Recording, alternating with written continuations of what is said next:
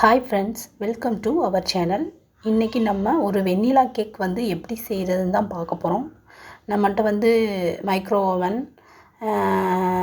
Electric Peter இதெல்லாம் இல்லாமல் வீட்டில் உள்ள பொருட்களை வச்சு எப்படி வெண்ணிலா கேக் செய்கிறதுன்னு பார்க்கலாம் வாங்க. இப்போ ஒரு கப் மைதாவுக்கு 2 முட்டை எடுத்திருக்கேன். இந்த 2 முட்டையும் நம்ம நல்லா பீட் பண்ணிக்கணும். நம்மகிட்ட எலக்ட்ரிக் பீட்டர் இல்லாதனால நம்ம வந்து இப்போ மிக்ஸி ஜாரில் உடச்சி ஊற்றிட்டாச்சு. இதை வந்து நல்லா நம்ம அடித்து எடுத்துக்கணும். நல்லா முறை பொங்குற அளவுக்கு நல்லா அடிச்சுக்கணும். அப்போ தான் கேக் வந்து நல்லா சாஃப்டாக நம்மளுக்கு கிடைக்கும்.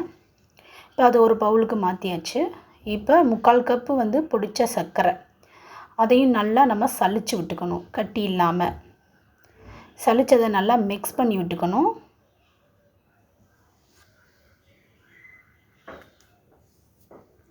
நல்லா மிக்ஸ் பண்ணதுக்கப்புறம் இது கூட வந்து ஒரு 1/2 ஸ்பூன் வந்து பேக்கிங் பவுடர், 1/4 ஸ்பூன் வந்து பேக்கிங் சோடா, 1 ஸ்பூன் வந்து வெண்ணிலா எசன்ஸு சேர்த்துக்கலாம். உங்கள்கிட்ட வெண்ணிலா எசன்ஸ் இல்லைன்னா ஏலக்காய் தூள் சேர்த்துக்கலாம். இதையும் நல்லா நம்ம பீட் பண்ணி விட்டுறலாம். இந்த மாதிரி இப்போ நான் பீட் பண்ணுறது மாதிரி உங்கள்கிட்ட இருந்துச்சுன்னா அதை வச்சு கூட நீங்கள் பீட் பண்ணிக்கலாம். இப்போ இந்த பவுலில் வந்து 3/4 கப்பு வந்து ரீஃபைண்ட் ஆயில் சேர்த்துக்கலாம். நீங்கள் வந்து இது கூட வந்து நல்லெண்ணெயோ தேங்காய் எண்ணெயோ சேர்த்துடக்கூடாது. இப்போ வந்து கேக்கில் வந்து அந்த மணம் வரும். இதை நல்லா நம்ம பீட் பண்ணி விட்டுக்கரலாம். இது கூட 1 கப் மைதா மாவையும் சேர்த்து சலிச்சுக்கலாம். சலித்து நல்லா மிக்ஸ் பண்ணி விட்டுக்கலாம்.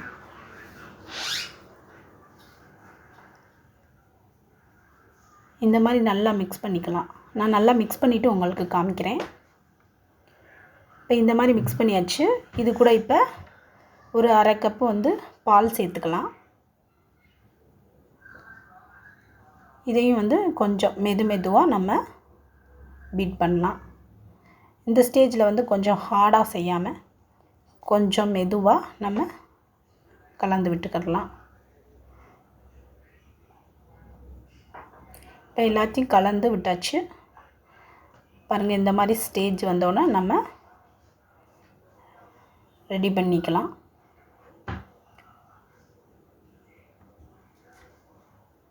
இப்போ மைக்ரோ ஓவன் இல்லாதனால நம்ம இப்போ ஒரு குக்கர் எடுத்துக்கிறோம்.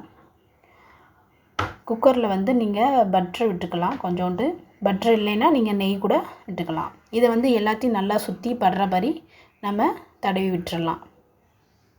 அப்போ தான் நம்மளுக்கு கேக் வந்து ஒட்டாமல் வரும்.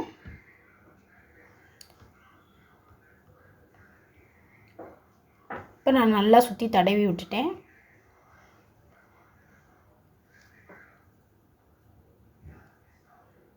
இப்போ இது மேலே வந்து கொஞ்சம் மாவையும் நம்ம தூவி விட்டுக்கரலாம். மாவு தூவிட்டு நல்லா எல்லாத்துலேயும் படுற மாதிரி பார்த்துக்கலாம். இப்போ நம்ம ரெடி பண்ணி வச்சுருக்கிற கேக் மிக்ஸிங்கை இது கூட ஊற்றிடலாம். எல்லாத்தையும் நல்லா ஊற்றி விட்டுட்டு எல்லாத்தையும் சுற்றி நல்லா படுற மாதிரி குக்கரை வந்து நல்லா நம்ம இது பண்ணி விடலாம். எல்லாத்துலேயும் நல்லா படுற மாதிரி பண்ணிக்கலாம். இப்போ வந்து அடுப்பு பற்ற வச்சு ஒரு தோசைக்கல் போட்டுடலாம்.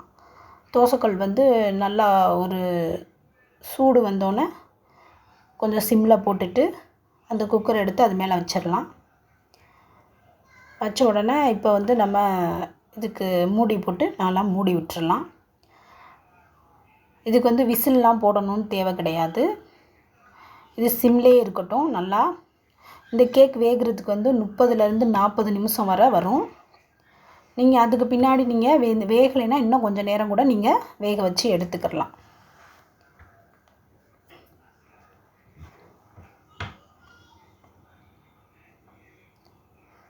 சிம்லேயே தான் வச்சுக்கணும். அடுப்பை ஃபுல்லாக வச்சிங்கன்னா கேக் வந்து அப்புறம் கருகிரும்.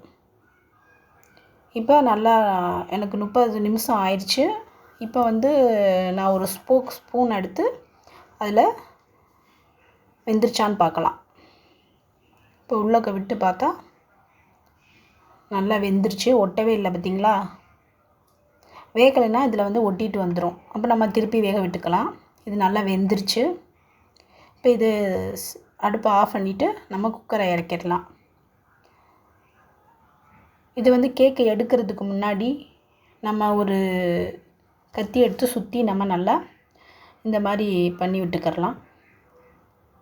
சுற்றி கொஞ்சம் எடுத்து விட்டால் தான் அது வந்து ஈஸியாக வரும் நம்மளுக்கு. இல்லைன்னா அடியில் கொஞ்சம் ஒட்டிக்கும் இல்லையா, அதனால்.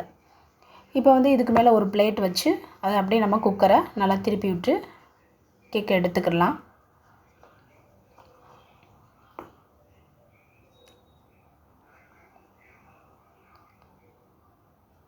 பாருங்கள் எவ்வளோ சூப்பராக வந்திருக்கு கேக்கு. பார்க்கவே அழகாக இருக்குது. நல்லா ஸ்பாஞ்சாக இருக்குது கேக், நல்லா சாஃப்டாக இருக்குது. இப்போ இதை நம்ம கட் பண்ணி பார்க்கலாம் எப்படி இருக்குன்னு.